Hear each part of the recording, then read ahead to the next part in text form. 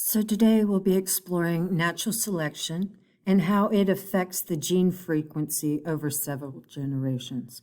We will take a couple days to work on this lab. So today what we're doing is getting data for 10 generations. Now you may remember from 7th grade about genotypes and phenotypes. And so that's part of what we're doing. So bunnies, what we're doing is breeding bunnies. And bunnies, just like humans, reproduce sexually, which means there are two parents, a mother and a father. And you can see that in the genotype. So one of these genes, which is a capital F, is from the mother, and the other gene would be from the father. And so we usually use a capital letter to show a dominant trait. And for this investigation, the capital F, the dominant trait, is for fur. And most bunnies you see have fur. But then there's the recessive trait, and we show the recessive trait with lowercase letters. And recessive traits only show up if there are two of them together. So any bunny born with this FF trait has no fur. Now these bunnies that we're investigating live in England and they have very cold winters. So any bunny that is born with an FF genotype will not survive the winter and therefore will not reproduce. So that means that its genes will die with it.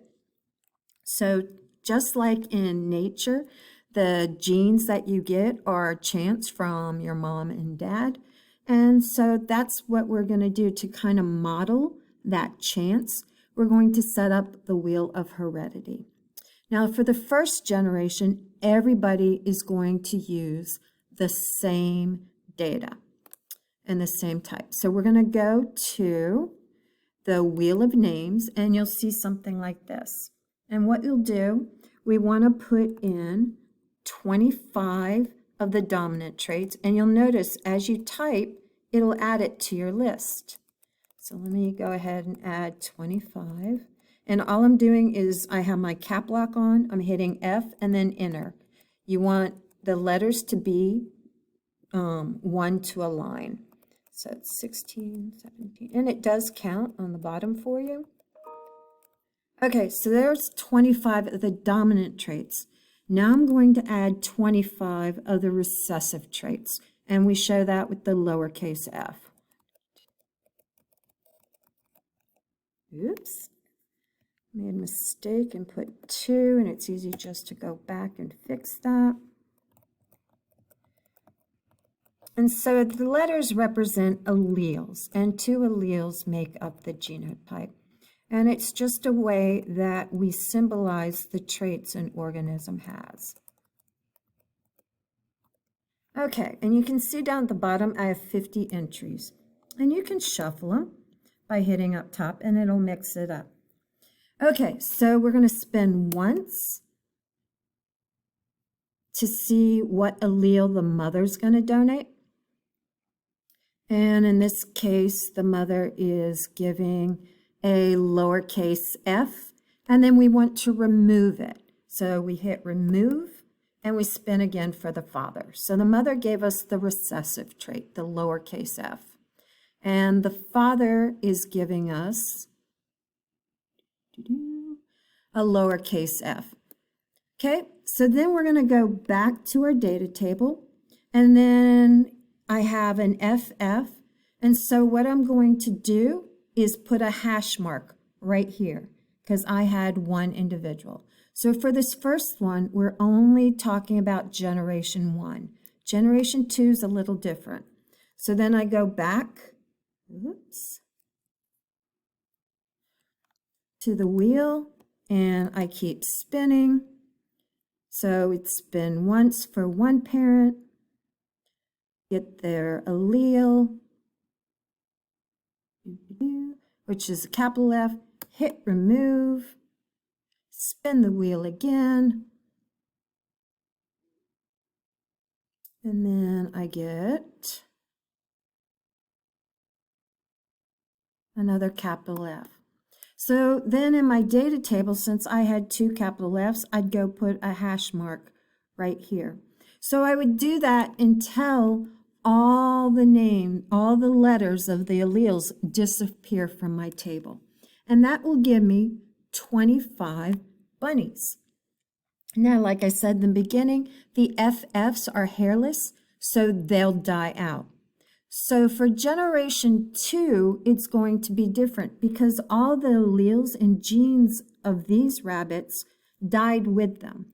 So then for generation 2, I need to look how many of the FF generation did I have? And so let's see here. Okay.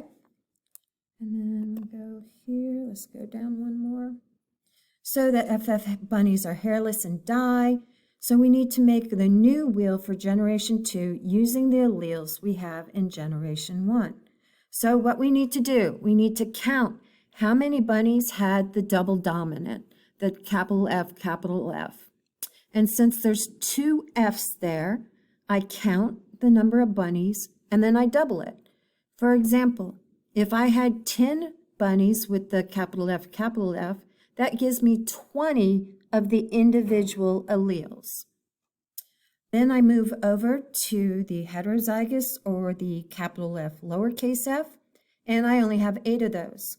So of those bunnies, 8 of the alleles for the dominant trait are being passed on, and 8 of the alleles for the recessive trait are being passed on. So then I add them together. So for generation 2, in this case, I would put 28 capital Fs on my wheel and 8 lowercase f's on my wheel. And then it's the same process. I spin once for the mother, remove, spin once for the father, remove, and then record both up hash mark in my data table of what the genotype for the baby bunny is. And then you would do the same thing for generation 3. Your double F, your recessive hairless bunnies all die out. So then once again, you look how many of the double dominant traits did you have, count them and double them, and how many of the heterozygous or the dominant and a recessive trait, and the dominant trait always shows, count it, add it up, and set it up your new wheel. And so you'll do this for 10 generations. And that is all that you do today. Your goal today is to fill out data table 1 with 10 generations, making a new wheel for each generation based upon the genes of the ones that can reproduce in the generation before.